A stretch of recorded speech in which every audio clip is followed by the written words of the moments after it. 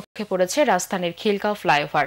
ভেঙে পড়ার আশঙ্কায় নগরীর সবচেয়ে বড় ত্রিমুখী এই ফ্লাইওভারে সব ধরনের যানবাহন চলাচল বন্ধ করে দিয়েছে পুলিশ ও সিটি কর্পোরেশন। এর উপর নিষিদ্ধ করা হয়েছে সাধারণ মানুষের চলাচলও। তবে শত বছর মেয়াদী এই ফ্লাইওভার নির্মাণের 10 বছরের মধ্যে কেন এমন হলো তার কারণ খুঁজে পাচ্ছেন না বিশেষজ্ঞরা। মাত্রাতিরিক্ত ভারী গাড়ি চলাচলের কারণেই ফ্লাইওভারটি ঝুঁকির মুখে পড়েছে বলে জানান তারা। কেরামতুল্লাহ বিপ্লবের রিপোর্ট। খিলগাঁও ফ্লাইওভারের উপর নিয়ম ভেঙে এমন গাড়ি চলাচলের দৃশ্য কদিন আগেই দেখানো হয়েছে এটিএন বাংলার খবরে। তারপর প্রধানমন্ত্রীর নির্দেশে বাস ও ভারী গাড়ি চলাচল বন্ধ করে দেয়া হয় ফ্লাইওভারের উপর। তবে এতেও রক্ষা হলো না।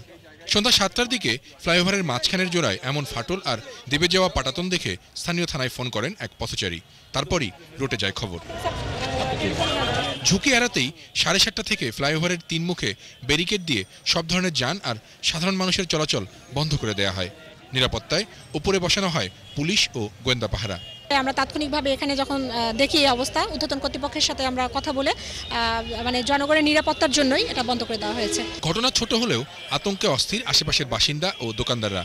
প্রত্যেকটা জয়নিং পয়েন্টে লেভেল একটা নির্দিষ্ট লেভেল মেনটেন করে, এখানে দেখেন সেই লেভেলটা নেই। এখানে 2 ইঞ্চি দেবে গেছে।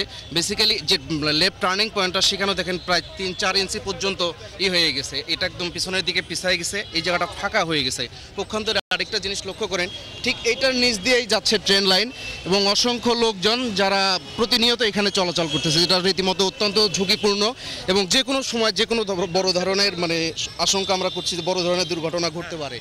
এই অবস্থা স্থানীয় সরকার প্রকৌশল বিভাগের এই ফ্লাইওভার দেখতে রাতেই ঘটনাস্থলে আসেন মন্ত্রণালয়ের সচিব ও ঢাকা সিটি কর্পোরেশনের মেয়র।